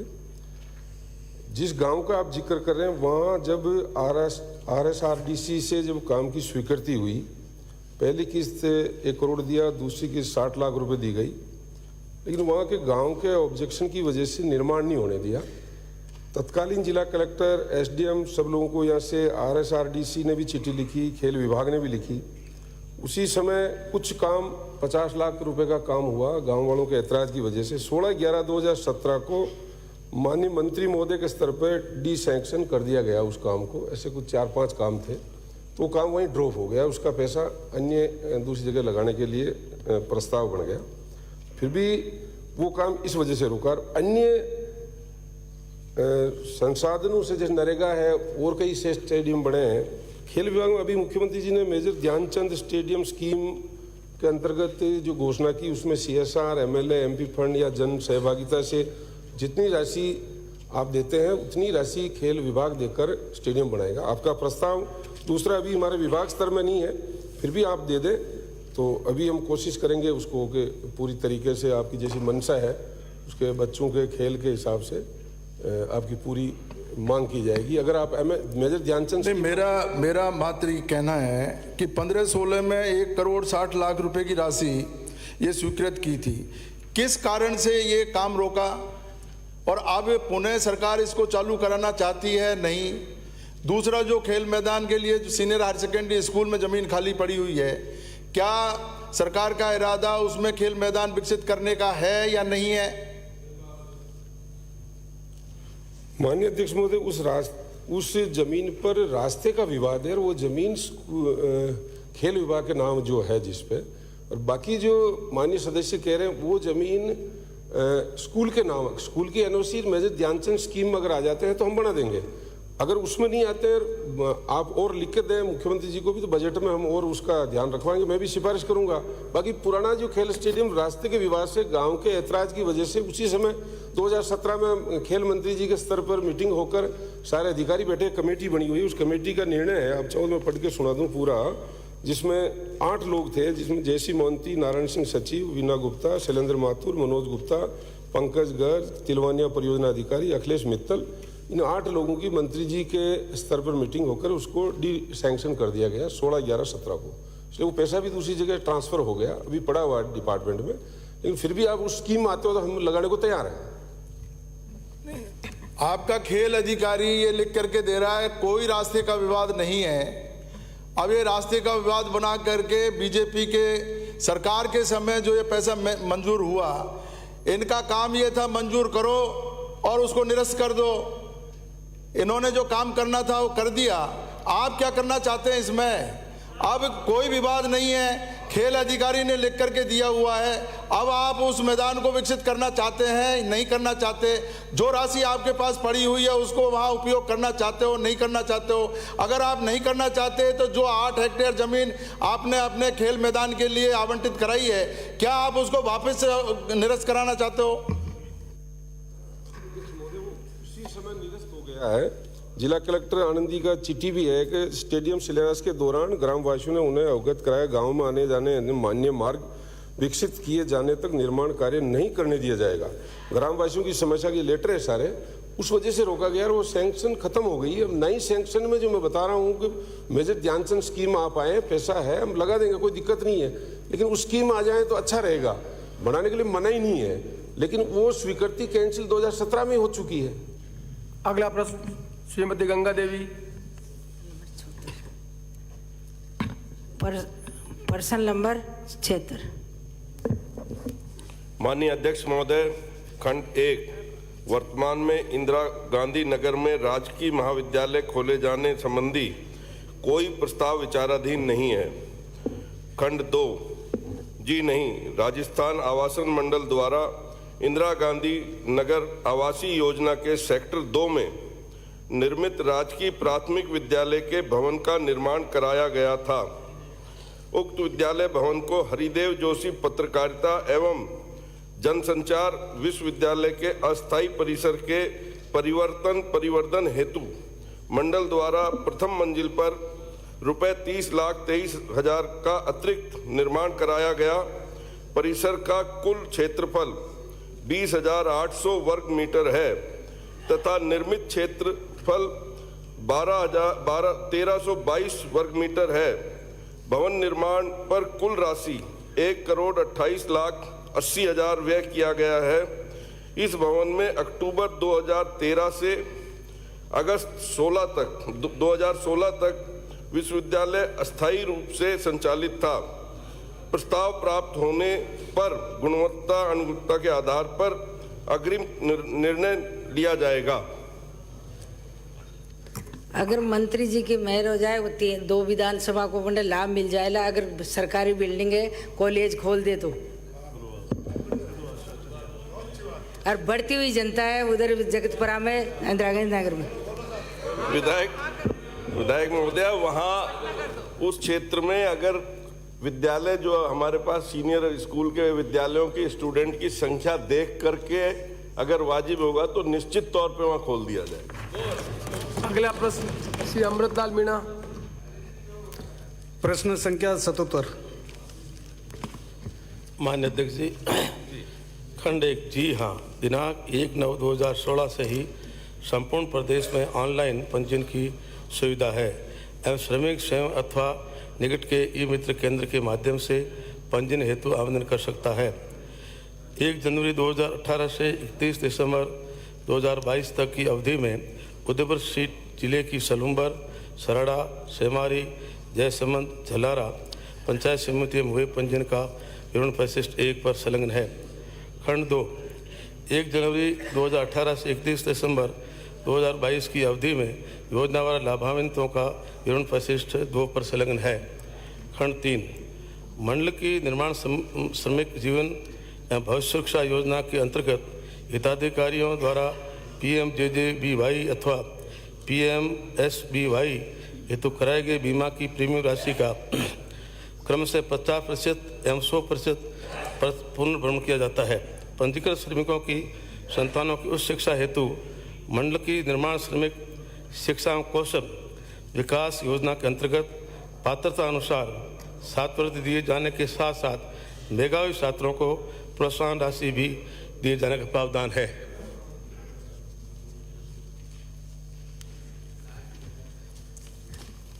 माननीय अध्यक्ष महोदय, उदयपुर जिले की सराड़ा, सलूम्बर, सेमारी, जल्लारा और जयसमंद पंचायत समिति के 1 जनवरी 2018 से 31 दिसंबर 2018 के 22 में जब पंजीकृत श्रमिक परिशिष्ट 1 में 12,104 है और आपने दूसरे में दिया है जो पेमेंट किया है परिशिष्ट 2 में 12,331, जब फार्म 12,104 के हुए तो आपने 12,331 में कैसे पेमेंट किया ये बताया जाए। इनके खाते से किया, मंत्री जी के खाते से, ये बताया। लिखवा लो, लिखवा लेंगे साहब, जानकर दे देंगे आपको। माननीय मंत्री जी आप प्रश्न जब आता है तब पूरा सेक्रेटरी लेवल पर, मंत्री लेवल पर स्क्रूटनी होता है। माननीय सदस्य का प्रश्न बिल्कुल वाजिब है। आप लिख रहे हो पंजीकृत श्रमिकों की संख्या 12,104 और उत्तर दे रहे हो आप कि 12,331 को बेनिफिट किया। तो ये जो 12,200 से ये बढ़ गए, ये किस साइड से मिले, किसने किया, ये कोई एक्सक्यूटिव हो रही कि नहीं हो रही है? जानकारी लेके साहब गलती है तो उनको नोटिस देंगे, कार्रवाई करेंगे। जानकारी नहीं, प्लीज मैं आपके माध्यम से सरकार के मंत्री और सारी अधिकारियों से कहना चाहता हूं कि विधानसभा में इस तरह से गैर जिम्मेदारी से प्रश्न का उत्तर आना हम सब के लिए चिंता का विषय है और सरकार से ये अपेक्षा की जाती है कि सदन में जो जवाब आए उस जवाब को मंत्रीगण पूरा स्क्रूटनी करके उसके बाद सदन में जवाब दें, अन्यथा सदन की गरिमा खत्म हो जाएगी। जिस अधिकारी ने इस सूचना को सही नहीं दिया है, मैं अपेक्षा करूंगा माननीय मंत्री जी उसके खिलाफ आप कार्रवाई करेंगे। माननीय अमृतलाल जी, जी करेंगे, हाँ कार्रवाई करेंगे साहब। तो एक मिनट पहले मंत्री सुनो आप, एक मिनट मंत्री जी क्या करें, मंत्री जी बताएं। स्पष्ट नहीं लिखा, लिख के दो स्पष्ट यार, क्या लिखा है, क्या लिखा है, पढ़ नहीं पा रहे। नहीं कर सकते कि यह सदन के नियम है। मंत्री जी ऑफिसर गैलरी में पुकार के बात कर रहे हैं, आप इनको प्रताड़ित करिए। विधानसभा के सारे नियम प्रक्रियाएं तार तार हो रही है, सीधा ऑफिसर गैलरी में बात कर रहे हैं मंत्री। तो आपके रहते हुए सब दिख रहा है। आप भी जाते हैं गैलरी में। माननीय मंत्री जी, माननीय अमृतलाल जी दूसरा प्रश्न पूछे। एक मिनट पहले अमृतलाल जी, पहले कटा जी आप पूछे। अध्यक्ष महोदय, आपने अपनी भावना प्रकट कर दी, लेकिन निश्चित रूप से इन प्रश्नों को देखने के बारे में इनके जो भी सेक्रेटरी होता है उसकी भी जिम्मेदारी है।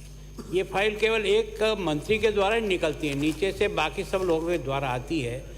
तो इतनी बड़ी भूल अगर हो जाए और उसके लिए जो संबंधित सेक्रेटरी है वो इसके लिए लायबल नहीं है, विधानसभा में भेज रहा है, तो कम से कम मंत्री जी के साथ साथ उनको भी ताड़ना जानी चाहिए कि क्या हो रहा है, ये तमाशा कर रहे हैं। माननीय मंत्री जी माननीय अध्यक्ष जी, एक लेबर को 2 या 3 योजना का फायदा दिया जा सकता है। जो 7 योजनाएं दी है उसको मतलब भविष्य निधि का फायदा दिया जा सकता है, श्रमिक औजार भी दिए जा सकते हैं, उसको मतलब प्रसूति सहायता दी जा सकती है, वो संख्या कम सहायता ज़्यादा दी। ये प्रश्न में और आप प्रॉब्लम में आएंगे। यदि एक प्रश्न में तो फिर 1231 का फिगर भी सही नहीं आएगा। फिर 12,000 जो आदमी है उनमें से कितने आदमी डबल हुए, कितने 3 आए, उसकी जानकारी पर आएगी। मैं समझता हूं कि माननीय मंत्री जी, मैं ये गंभीर प्रश्न है और मैं अपेक्षा करूंगा आपसे कि स्थगित करने से कोई रास्ता निकलेगा क्या भाई? मैं आपसे अपेक्षा करूंगा कि इस संबंध में आप अपने सेक्रेटरी से जानकारी लेकर विधानसभा सेक्रेटरीट को इन्फॉर्म करें कि व्हाट इज दी वस्तुस्थिति क्या है। मैं आपसे अपेक्षा करूंगा, जानकारी लेके इतला करूंगा, पूरी खिलाफ कार्रवाई भी करेंगे सर। प्रश्नकाल समाप्त हुआ। प्रक्रिया के नियम 50 के अंतर्गत स्थगन प्रस्तावों पर व्यवस्था। मुझे माननीय सदस्यों को सूचित करना है कि निम्नांकित स्थगन प्रस्तावों पर सूचना प्राप्त हुई है। श्री राजकुमार रोज सदस्य की ओर से सिरोही जिले में कांतिलाल उर्फ कार्तिक भील की हत्या पर पीड़ित परिवार को न्याय नहीं मिलने से उत्पन्न स्थिति के संबंध में श्री गिरधारीलाल सदस्य की ओर से विधानसभा क्षेत्र श्री डूंगरगढ़ बिदासर स्टेट हाईवे स्थित श्री डूंगरगढ़ रेलवे स्टेशन पर रेलवे ओवरब्रिज का निर्माण करवाए जाने के संबंध में। माननीय सदस्य पे बैठे बैठे बोलेंगे तो माननीय मंत्री जी आवाज यहाँ तक आती है। मैं मान से अपेक्षा करूंगा जब स्पीकर खड़ा होकर बोले तो कम से कम अटेंशन रखें इस बारे में। श्री गिरधारीलाल सदस्य की ओर से विधानसभा क्षेत्र श्री डूंगरगढ़ बिदासर स्टेट हाईवे स्थित श्री डूंगरगढ़ रेलवे स्टेशन पर रेलवे ओवरब्रिज का निर्माण करवाए जाने के संबंध में श्री संदीप शर्मा सदस्य की ओर से विधानसभा क्षेत्र कोटा के न्यू मेडिकल चिकित्सालय में चिकित्सा सुविधाओं का विस्तार नहीं करने से उत्पन्न स्थिति के संबंध में श्री समाराम गरासिया एवं 4 अन्य सदस्यों की ओर से सिरोही जिला मुख्यालय में दिनांक 28 जनवरी 2023 को शहीद स्मारक उद्घाटन के उपरांत राष्ट्रीय ध्वज तिरंगे का अपमान किए जाने से उत्पन्न स्थिति के संबंध में श्री जब्बर सिंह सांकला सदस्य की ओर से विधानसभा क्षेत्र आसीन होड़ा में वर्षों से निवासरत गाड़ोलिया लोहार को पट्टे दिलवाने के संबंध में श्री जक्षीराम सदस्य की ओर से विधानसभा क्षेत्र रेवदर में अघोषित विद्युत कटौती से आम उपभोक्ताओं एवं किसानों को हो रही परेशानी के संबंध में श्री गोपीचंद मीणा जहाजपुर सदस्य की ओर से विधानसभा क्षेत्र जहाजपुर में भूमाफिया एवं पुलिस व प्रशासन की मिलीभगत से सरकारी जमीनों पर हो रहे अतिक्रमण व एवं अवैध कब्जों से उत्पन्न स्थिति के संबंध में श्री बिहारीलाल सदस्य की ओर से विधानसभा क्षेत्र नोखा में अघोषित विद्युत कटौती एवं ट्रिपिंग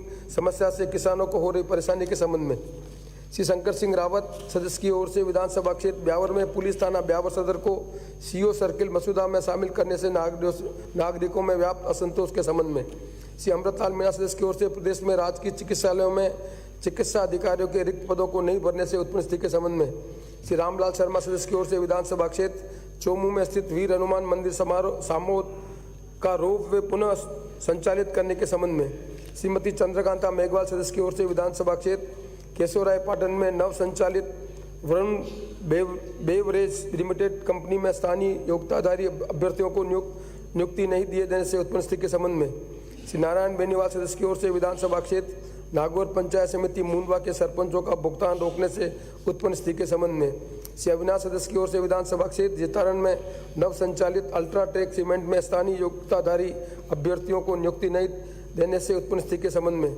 श्री गुलाब चंद कटारिया सदस्य, धर्मेंद्र कुमार सदस्य, श्री फूलचंद मीणा सदस्य, MC राजेंद्र राठौर सदस्य व 19 अन्य सदस्यों की ओर से प्रदेश में आयोजित प्रतियोगी परीक्षाओं में पेपर लीक तथा फर्जी डिग्री दिए जाने से संगठित गिरोह की लिप्तता से प्रदेश के विद्यार्थियों का भविष्य अंधकारमय होने से उत्पन्न स्थिति के संबंध में श्री राम प्रताप कासनिया सदस्य की ओर से कोटा एवं सूरतगढ़ थर्मल की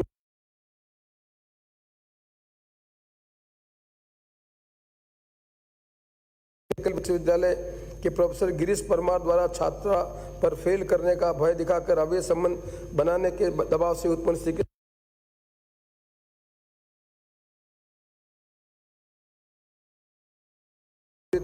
अरावली एनक्लेव मानसरोवर जयपुर के निर्माण में घटिया सामग्री उपयोग करने से उत्पन्न स्थिति के संबंध में श्री मंजीत धर्मपाल चौधरी सदस्य की ओर से विधानसभा क्षेत्र मुंडावर में अघोषित विद्युत कटौती से विद्यार्थियों एवं किसानों को हो रही परेशानी के संबंध में श्रीमती दीप्ति किरण महेश्वरी सदस्य की ओर से विधानसभा क्षेत्र राजसमंद के पिपली अहिरान में जल जीवन मिशन योजना की क्रियान्विति नहीं होने से उत्पन्न स्थिति के संबंध में श्री वासुदेव देवनानी सदस्य की ओर से राज्य सरकार द्वारा अजमेर शहर में यूजर वसूले जाने से व्यापारियों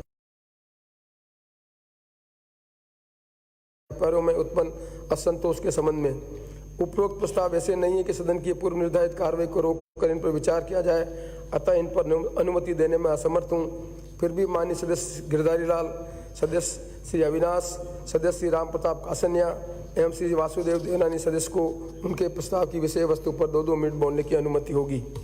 प्रक्रिया के नियम 295 के अंतर्गत प्राप्त विशेष उल्लेख श्री जेपी चंदेलिया सदस्य की ओर से विधानसभा क्षेत्र पिलानी की ग्रामीण सड़कों के निर्माण एवं क्षतिग्रस्त सड़कों की मरम्मत हेतु बजट आमंत्रित करने के संबंध में श्री अमीन का सदस्य की ओर से विधानसभा क्षेत्र शिव के विद्यालयों में अध्यापकों के रिक्त पदों पर पद स्थापना करने के संबंध में राम की ओर से विधानसभा क्षेत्र सुमेरपुर में प्राथमिक एवं माध्यमिक विद्यालयों में रिक्त पदों को नहीं भरने से उत्पन्न स्थिति के संबंध में श्री ज्ञानचंद पारक सदस्य की ओर से विधानसभा क्षेत्र पाली में जलदाय विभाग की पाइपलाइनों से जल रिसाव के कारण क्षतिग्रस्त हुए मकानों का प्रभावित परिवारों को समुचित मुआवजा दिए जाने के संबंध में श्री चंद्रभान सिंह आख्या सदस्य की ओर से सरकार द्वारा जारी अफीम डोडा चूरा निस्तारण के आदेश से उत्पन्न स्थिति के संबंध में श्री हरिंद्र निमावा सदस्य की ओर से विधानसभा क्षेत्र घाटोल को उदयपुर संभाग से हटाने की संभावना से उत्पन्न स्थिति के संबंध में श्रीमती मनीषा पवार सदस्य की ओर से रावणा राजपूत व अन्य पिछड़ा वर्ग को उत्पन्न पिछड़ा वर्ग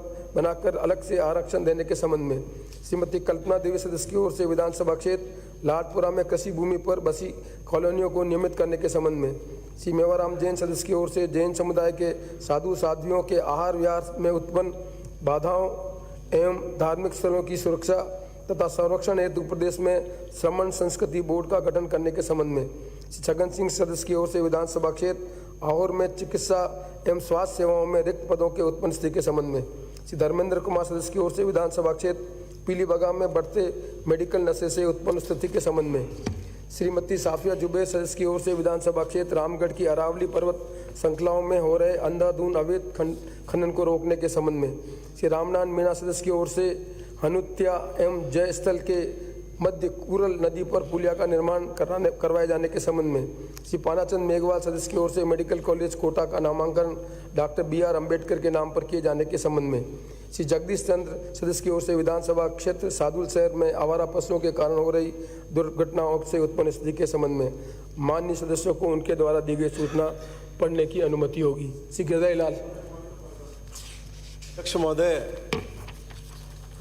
मैंने राजस्थान विधानसभा के जो 81 सदस्यों के इस्तीफे का प्रकरण है, जिस पर माननीय अध्यक्ष महोदय ने किसी तरह का कोई निर्णय नहीं किया और प्री मैच्योर स्टेज पर सदन के एक सदस्य के द्वारा राजस्थान विधानसभा के अध्यक्ष की गरिमा को आहत किया गया, राजस्थान विधानसभा के सदस्यों के अधिकारों को आहत किया गया। माननीय अध्यक्ष महोदय, हमारे संविधान में बहुत स्पष्ट व्यवस्था है और विधानसभा अध्यक्ष के निर्णय और सदस्यों के इस्तीफे के बारे में अनेक विधानसभा अध्यक्ष पहले निर्णय दे चुके हैं। सर्वोच्च न्यायालय निर्णय दे चुके हैं कि प्री मैच्योर स्टेज पर किसी भी तरह से विधानसभा से संबंधित प्रकरण को हाईकोर्ट के अंदर नहीं ले जाया जा सकता। लेकिन माननीय अध्यक्ष महोदय, मैंने सचिव के माध्यम से माननीय अध्यक्ष महोदय प्रस्ताव दिया हुआ है। वो विषय वस्तु रख रहे हैं। मैं प्रिविलेज मोशन अगर अलाउ करते हैं तो फिर हमें भी अपना पक्ष रखने का मौका दीजिए। आप फैसला कर रहे हैं, मैं खड़ा हुआ हूँ। नहीं, मैं आप जवाब दे रहे हैं। वो इतनी देर से बोल रहे हैं, आप उत्तर दे रहे हैं। एक रिकॉर्ड पर बात आप उत्तर दे रहे हैं। मैं उत्तर नहीं दे रहा। ये मेरा काम है, ये मेरा काम है, ये मेरा काम है मान्यवर, आपका काम नहीं है। ये मेरा काम भी आप अपना करना चाह रहे तो नहीं होगा, मेरा काम भी आप करेंगे। वो माननीय सदस्य खड़े में मैं खड़ा हूं बोलने के लिए। मैं I am on leg. I said माननीय सदस्य 0 आवर के बाद इस बात को उठाएं, ये 0 आवर समाप्त हो जाए उसके बाद उठाएं, उसके बाद मैं अपनी बात कहूंगा। माननीय गिरधारी लाल। अध्यक्ष महोदय, आपने स्थगन प्रस्ताव 50 में बोलने का मौका दिया। अध्यक्ष महोदय, मैं सरकार का ध्यान इस ओर दिलाना चाहता हूं कि Kalu Bidasar via Shridungar state highway पे श्रीडूंगर रेलवे स्टेशन के रेलवे फाटक पर और ब्रिज बनाने की मांग को लेकर संयुक्त संघर्ष समिति के बैनर तले श्री डूंगरगढ़ में 40 से अधिक गांव के आमजन पिछले कई दिनों से कड़ाके की सर्दी में अनिश्चितकालीन धरने पर बैठे हैं। अध्यक्ष महोदय, हाल ही में स्टेट हाईवे पर निर्माण अंतिम चरण पर है। इस मार्ग पर प्रतिदिन हजारों वाहन आगमन है। अध्यक्ष महोदय, ज़्यादा आगमन होने के वजह से आए दिन दुर्घटनाएं होती रहती है। जब एम्बुलेंस की गाड़ियां, मरीज की गाड़ियां जब 15-20 मिनट हर टाइम 15-20 मिनट गाड़ियां 12-12 गाड़ी, सवारियां गाड़ी, मालगाड़ी चलती है, उस सूरत में मरीज की दुर्घटना में मौत होने की भी संभावना रहती है। अध्यक्ष महोदय, मैं आपसे चाहूँगा कि जो लगातार स्टेट हाईवे पे मांग चल रही है, उन मांग को लेकर मैं राज्य सरकार से मांग करूँगा कि आप केंद्र को, रेलवे मंत्रालय को और ब्रिज बनाने की मांग को लेकर इस मांग को आगे भेजें। अध्यक्ष महोदय, लगातार ये मांग कम से कम 1 साल से उठ रही है। लगातार अभी 20 दिन से लोग धरने पर बैठे हैं कड़ाके की सर्दी में। मैं यही आपका ध्यान राज्य सरकार की ओर से ये दिलाना चाहूँगा कि जो लोग सड़क पे धरने पर बैठे हैं, उनकी मांग को पूरी करते हुए राज्य सरकार द्वारा और ब्रिज बनाने की मांग लिखित में रेलवे मंत्रालय को भेजा है। धन्यवाद। श्री अविनाश। माननीय अध्यक्ष महोदय, आपने मुझे स्थगन पर बोलने का अवसर दिया, बहुत बहुत धन्यवाद। माननीय अध्यक्ष महोदय, मेरे विधानसभा जैतारण में 3 सीमेंट के बड़े प्लांट पहले से संचालित है। 4था प्लांट अभी आया है नया, जो अभी लगने वाला अल्ट्राटेक सीमेंट प्लांट बलाड़ा टोंकड़ा। वैसे मैं आपकी जानकारी के निवेदन कर रहा हूँ, हम फैक्ट्री के खिलाफ नहीं है, फैक्ट्री लगे, लोगों को रोजगार मिले, हम इसके पक्ष में हैं। लेकिन ये जो सरकार है, इन फैक्ट्री संचालकों को अपने दामाद की तरह व्यवहार करती है। और उसका कारण ये है कि आज लगभग 3-4 साल हो गए, सरकार ने पहले जब ये फैक्ट्री बनी तो इस फैक्ट्री ने L&T को ठेका दिया था फैक्ट्री के निर्माण का। फैक्ट्री का ठेका भी पूरा हुआ। उसके बाद में फैक्ट्री अब जब शुरू हो रही है, सीमेंट का प्रोडक्शन शुरू हो रहा है, हमारी पूरे जैतारण क्षेत्रवासियों की मांग रही है। मैं पिछले 4 सालों से डिमांड कर रहा हूं कि हमारे इन प्लांटों के अंदर स्थानीय व्यक्ति जो हैं, उनको प्राथमिकता के आधार पर, योग्यता के आधार पर उनको नौकरी मिले। यहाँ पहले से मतलब ये जो प्लांट लगेगा उसमें मिनरल्स हमारा, पानी हमारा काम में लेंगे, रोड ट्रांसपोर्ट हमारा काम में लेंगे, पॉल्यूशन हमें देंगे, लैंड एक्विजिशन जो हमारी करेंगे, और तो और 91 की जमीनों को जिन पर 50-50 साल से कब्जा ग्रामवासियों का था, पुलिस की मिलीभगत करके वो कब्जा जो है जबरदस्ती उनसे छुड़ाया गया और जो गरीब लोग थे, गांव वाले थे, उनको बेदखल किया गया। मेरे विधानसभा क्षेत्र में जो अप्रेंटिस किए हुए लड़के हैं, जो योग्यता किए हुए, IIT किए हुए हैं, ITI किए हुए, डीजल के अंदर है, मैकेनिक के अंदर हैं, सारी की सारी योग्यता वाले लोग हैं। लेकिन आज भी फैक्ट्री ने तय कर रखा है कि 50 किलोमीटर से बाहर के लोग होंगे, उनको लेंगे।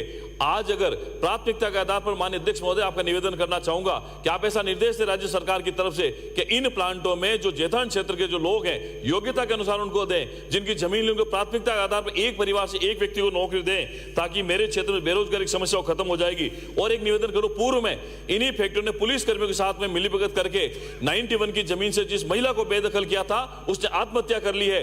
और 134 लोगों के खिलाफ में, निर्दोष लोगों के खिलाफ में मुकदमा दर्ज किया, उनको हाईकोर्ट से जमानत मिली है। ये से लोग हैं। और मैं आपसे निवेदन करूंगा, अगर समय रहते आपने फैक्ट्री के खिलाफ में कोई कार्रवाई नहीं की, स्थानीय व्यक्तियों को रोजगार देने के लिए पाबंद नहीं किया, बहुत जल्दी मैं विधानसभा में आने से तो वंचित रहूंगा, लेकिन मैं उन लोगों के साथ में, ग्रामवासियों के साथ में फैक्ट्री का ताला लगा गेट बंद करूंगा और स्थानीय व्यक्तियों के रोजगार के लिए मेरी जो मजबूत आवाज है वो रखूंगा। मेरा आपसे हाथ जोड़कर निवेदन, माननीय अध्यक्ष महोदय, सरकार के सामने इस बात को रखें और स्थानीय व्यक्तियों को रोजगार के लिए पाबंद करें। बहुत बहुत धन्यवाद। दामाद शब्द इस्तेमाल करा, डिलीट करवाओ तो फिर डिलीट तो करवाओ। कुछ मेरा काम कुछ लोग वैसे ही कर लेते हैं, इसलिए आप लोग।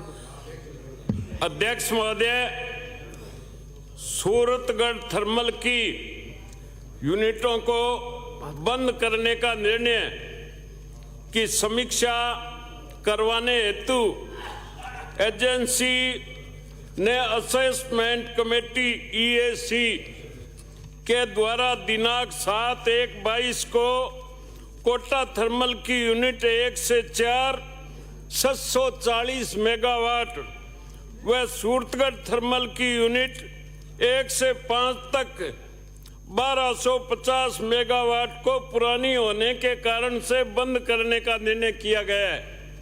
अध्यक्ष महोदय, इसके स्थान पर बचे हुए कोयले का उपयोग कर नई सुपर क्रिटिकल यूनिट को स्थापित किया जाना प्रस्तावित है। इस संदर्भ में लेख है कि सूरतगढ़ की सभी यूनिट बहुत अच्छी परफॉर्मेंस में है, अच्छी तरह से काम कर रही है और इसकी रीशेड्यूल लाइफ का असेसमेंट 2-3 वर्ष पूर्व में अध्यक्ष महोदय करवाया गया था, जिसके अनुसार इस यूनिट को आगामी 30 वर्ष से अधिक तक काम में लिया जा सकता है। तो फिर नई इकाई लगाने की आवश्यकता क्यों पड़ी? सिर्फ नई इसलिए कि प्रदूषण हो रहा है, इसके लिए नए इंस्ट्रूमेंट लगाने पड़ेंगे जिसमें बहुत ज्यादा खर्चा आएगा। तो अध्यक्ष महोदय, मैं ये कहना चाहता हूं कि सिर्फ और सिर्फ कमीशन खोरी की बात है और इसमें कोई ज्यादा जनता को लाभ होने वाला नहीं है, राज्य सरकार को लाभ होने वाला नहीं है। कोटा की 4 इकाई और सूरतगढ़ की 5 इकाई ये सरकार बंद करने का निर्णय किया है। पूर्व में आप बीजेपी सरकार को कह रहे थे कि इन यूनिटों को भारतीय जनता पार्टी की सरकार बेचेगी नहीं, बेचने की तो कोई बात नहीं हुई, परंतु आप ने 1 से 5 और 1 से 4 कोटा की ये इकाई बंद करने का निर्णय सही नहीं है। इसमें राजस्थान का हित नहीं होगा, हित होगा। बहुत बहुत धन्यवाद अध्यक्ष महोदय। माननीय अध्यक्ष महोदय, सरकार द्वारा 12 अप्रैल 2019 को एक अधिसूचना जारी कर नगर निगम को यूजर चार्ज वसूलने संबंधी निर्देश जारी किए। इस अधिसूचना के अनुसार नगर निगम को साधारण सभा में प्रस्ताव रखकर सदन के सदस्यों द्वारा इसके गुणावगुण पर चर्चा कर इसे लागू किए जाने का प्रावधान है।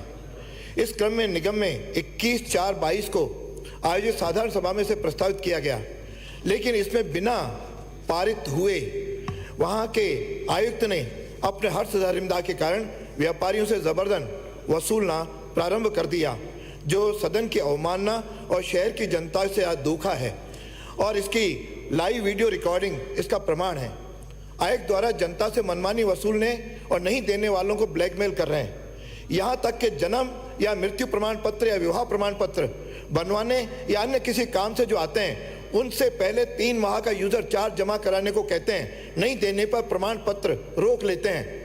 यूजर चार्ज वसूलने हेतु सफाई कर्मचारियों को भेजकर नोटिस भी थमा रहे हैं और जो जमा नहीं करा रहे हैं उनके मकान को अवैध बताकर तोड़ने की धमकियां तक भी दी जा रही हैं। इस तरह के जजिया कर लिया जा रहा है और इससे आम जनता और व्यापारियों में रोष है। इस कारण अजमेर बंद भी किया जा चुका है। जनता व व्यापारी सड़क पर हैं और अभी हाल ही में 12/1/2023 को निगम की साधारण सभा में सर्वसम्मति से इसे नहीं लिए जाने का प्रस्ताव भी पारित किया गया है। उस पर भी नोट ऑफ डिसेंट लगाकर आयुक्त निरस्त करने को तैयार नहीं है।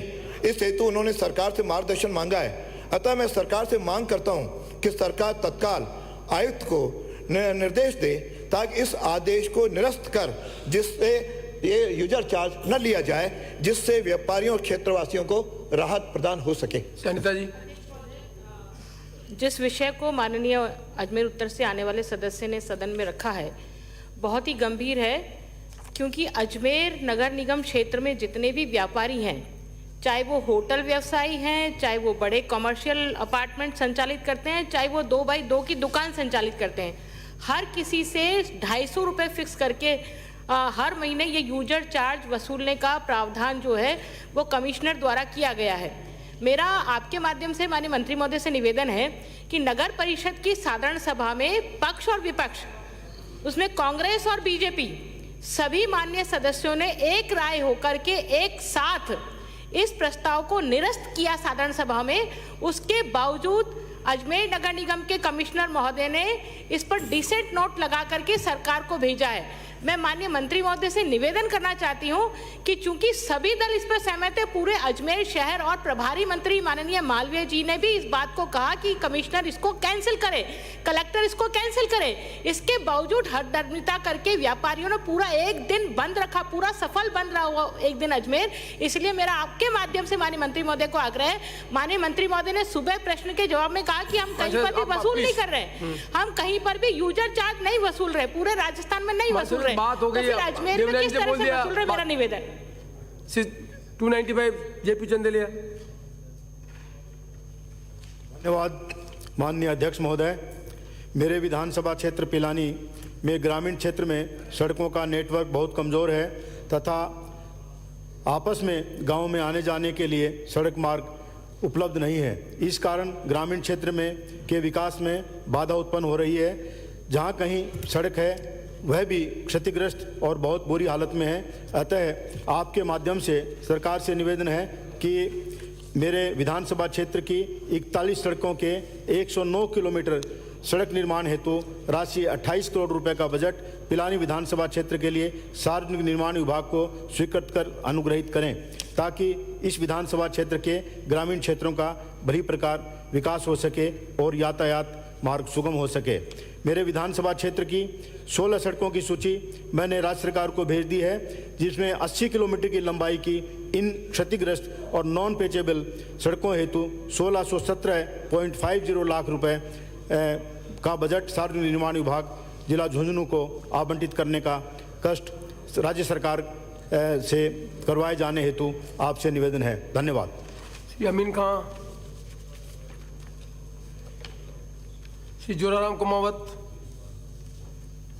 माननीय अध्यक्ष महोदय, राजस्थान विधानसभा की प्रक्रिया तथा कार्य संचालन संबंधी नियम 254 के अंतर्गत विशेष उल्लेख के माध्यम से विधानसभा क्षेत्र सुमेरपुर में राजकीय प्राथमिक, उच्च प्राथमिक, माध्यमिक, उच्च माध्यमिक विद्यालयों के रिक्त पदों के संबंध में मंत्री जी का ध्यान आकर्षित करना चाहूँगा कि विधानसभा क्षेत्र सुमेरपुर में 63 ग्राम पंचायत व सुमेरपुर तथा तखतगढ़ 2 नगरपालिका क्षेत्र है।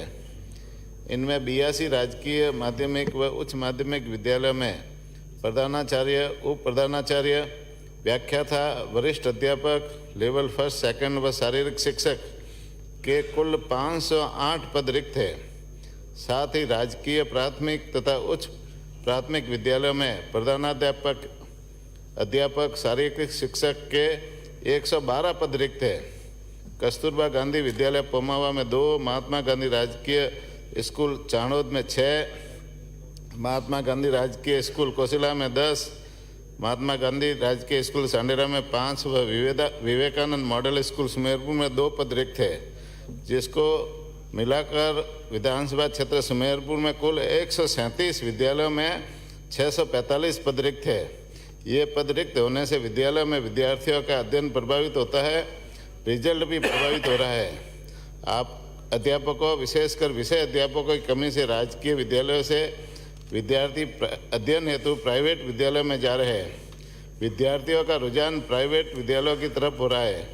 मेरे द्वारा अध्यापकों के रिक्त पद भरने, विषय अध्यापक लगाने हेतु विधानसभा के विभिन्न क्षेत्रों में मांग की। शिक्षा विभाग, शिक्षा मंत्री जी से भी कई बार रिक्त पद भरने की मांग की, लेकिन 4 वर्षों में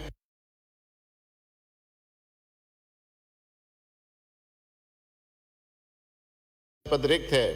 विद्यार्थियों का पलायन रोकने व विद्यार्थी हित में उपरोक्त सभी पदों को शीघ्र भरने की आवश्यकता है।